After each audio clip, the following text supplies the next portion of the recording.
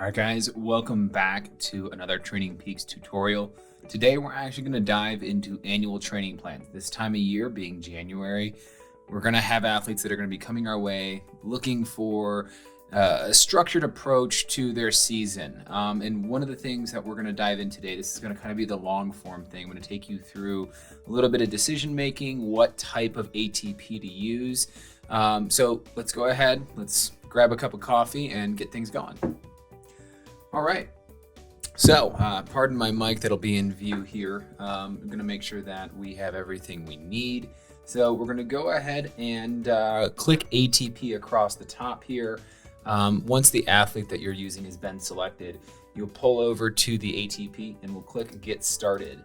The first thing you have to do is kind of choose your training methodology. When it comes down to it, we're going to, by majority, use Event CTL. One of the things that's really important is that if this is a brand new athlete, set some rough ideas of where you think their event-based CTL would be, kind of based on your knowledge. If they have 6 weeks of data in there, if they've got their 42 data points in there, then you're going to be able to kind of extrapolate. By majority, you do not want to build athletes up more than 5 points of CTL per week. That's pretty aggressive. And if you know that you're going to be doing a normal periodization of 3 weeks up, 1 week down, then we would say 3. Okay, so in each month, we can probably expect like 7 to 9 points of CTL.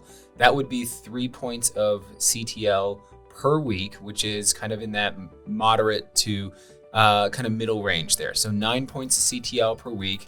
Calculate how many weeks out. So if you've got 12 weeks out, that would mean 4 cycles, which means you're gonna have 9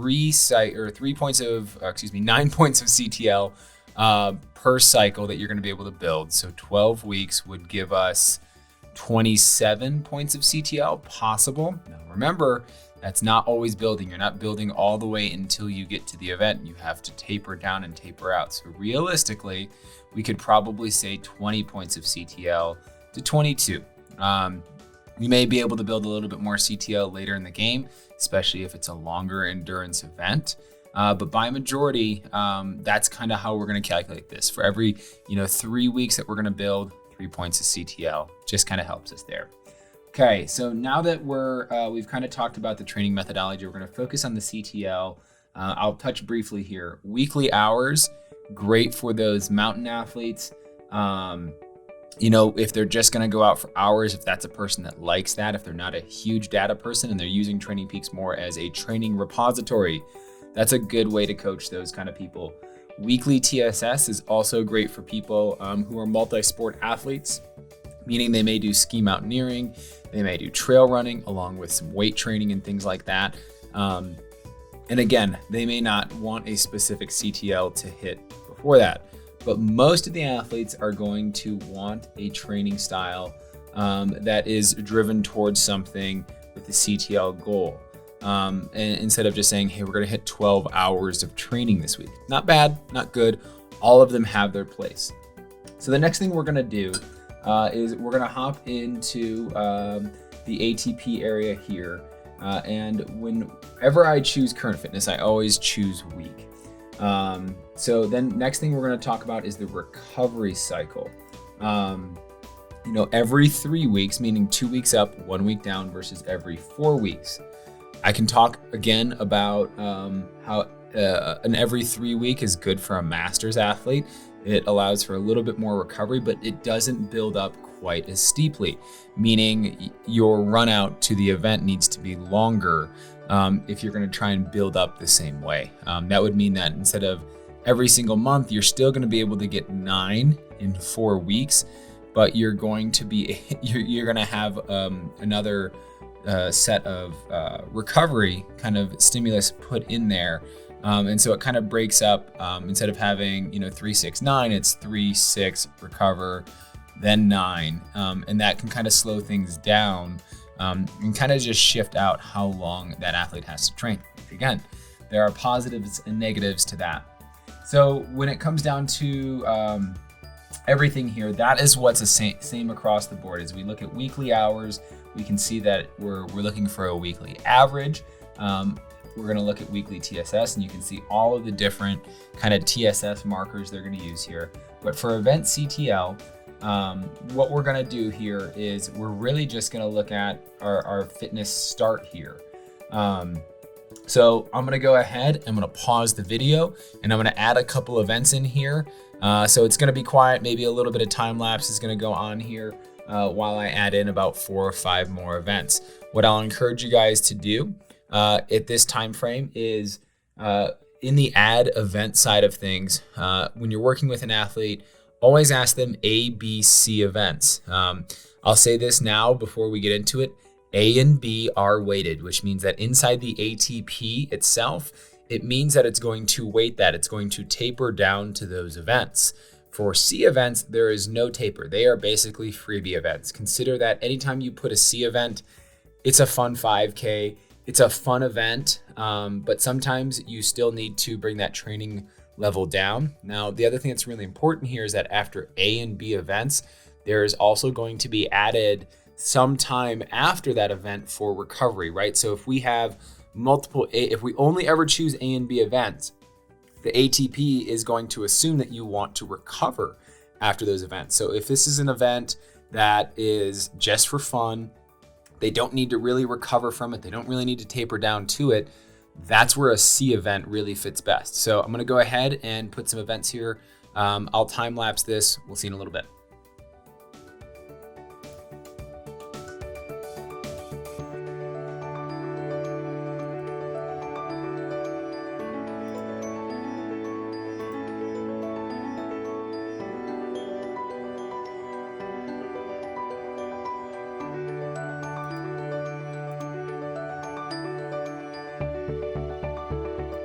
All right, so we're back at it here.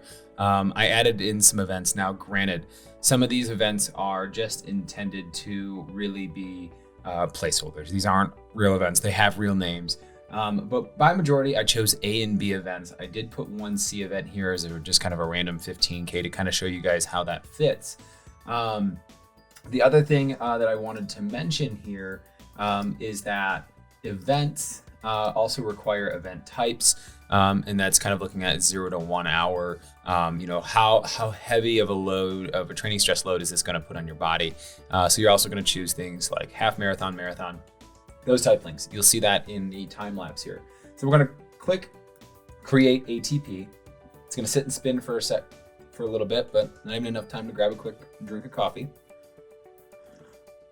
So if we go ahead and look over here, we can kind of see a wide swath of things happening. And initially it can be a lot to take in. One of the things that I encourage athletes to also do is athletes and coaches to do is take the time to sit down and actually put in things like vacations as C events. And the reason is that is also, when you hover over things, you're going to be able to see what week, if you have like 2 back-to-back C events, it's going to help you shift the schedule. Because let's take a look over here. If I have an event that's leading up to my A event, you can see I have a B event, and then things kind of chill down for 3 weeks leading into an A. Now, part of that reason is that if you have a pretty aggressive fitness that you want for a B event, as you slide into an A event, for instance, if you're going to build up for a half marathon and then slide down into a marathon, you're not going to need as much to maintain that CTL, but everything before it is going to be pretty high and built up. So let's take a look at what could we do here. If I didn't want to have an 840 TSS week, that's a pretty high week, leading into my boulder race here, I'm going to bring that prior week down, and we can start to see how that shifts over into the A range. So let's say that for this half that I want to do in late June, or this marathon, I might want to build up the week after Boulder, and I might not be too tired. And then maybe take a little bit more of an aggressive week, and then definitely the week before the race, about 2 weeks out, I want to be pretty darn chill. Now, what we're looking at here when we talk about this yellow is our form. And if you guys haven't, I'll link in the description kind of what all of the different metrics in TrainingPeaks really mean. But this is the basic way to set up an ATP for an athlete or for yourself if you're someone that's self-coaching. And you're actually going to go in here and you're going to modify exactly the weeks and things that you need so that you can kind of hit those CTL goals. Now, remember, CTL does not always imply fitness. You can accrue a lot of CTL or a high level of CTL, high CTL number, by having a lot of training stress in your schedule. Now, training stress is slow, easy running, it's slow, easy riding, or slow, easy swimming, or it's a mix of high intensity and moderate and low intensity work throughout a given week. Now, just remember that without specific fitness, we can't achieve specific goals. So you can accrue a huge amount of TSS just by going out and running, easy very often, but that doesn't give us specific fitness at all. So be conscious of when you want to do specific things in your training schedule. And this is where having a coach is very helpful, because if you have specific races with specific demands, maybe it's a mountain race with a lot of climbing, or it's a road race that you need to be able to, nail that pace, there's going to be specific workouts and specific scenarios that I, as a coach, or any of our coaches here at Lifelong Endurance, are going to put you in and create workouts around to help you achieve those specific goals that you set out for yourself. So with that said, we'll click apply here. And the last thing I want you guys to see is that as we go over to the calendar, and yes, this is my own calendar here, what you'll start to see over these next couple of weeks is you'll start to see things that'll say ATP over on the right-hand side here. And basically what's going to happen is you're going to see things like 680 TSS, you're going to see 770, you're going to see 500, and there's a race in here. And so all of these things, right, ATP run limiters, the base period, all of that is going to align with what we saw in the ATP. But when you're building out your training program, if you're going to do 2 workouts a week, you're going to be able to see how this is built out and kind of how the periodization fits with that 4-to-1 or 3-to-1. So every 3 weeks or every 4 weeks. This is where that shows up. And so that ATP is going to give us, right? We finished that Austin half marathon because it was an A event. We have a transition week. And what that really means is, hey, it's a rest week. It's time for you to kind of transition into your next build phase. And so this is going to give us ATP goals based on what we said we wanted our goal CTL to be inside the ATP. It is going to give us a goal ATP number to hit. So based on what we drew up initially, we need 770 TSS this week to be able to hit our CTL goal. So as you're planning, use the structured workout builder to kind of define all those parameters. Your workout needs to be roughly this big based on your base period, all things like that. So with that said, that is the basics of setting up an annual training plan. A lot of this is really about, utilizing the ATP, going in there and adjusting markers up and down that fit your schedule, that fit your life. And you'll actually see how training, really far away may not affect your outcome goal as much as that near-term training leading into the goal. So being able to kind of shove and move those things around really allows you to see what's going to happen.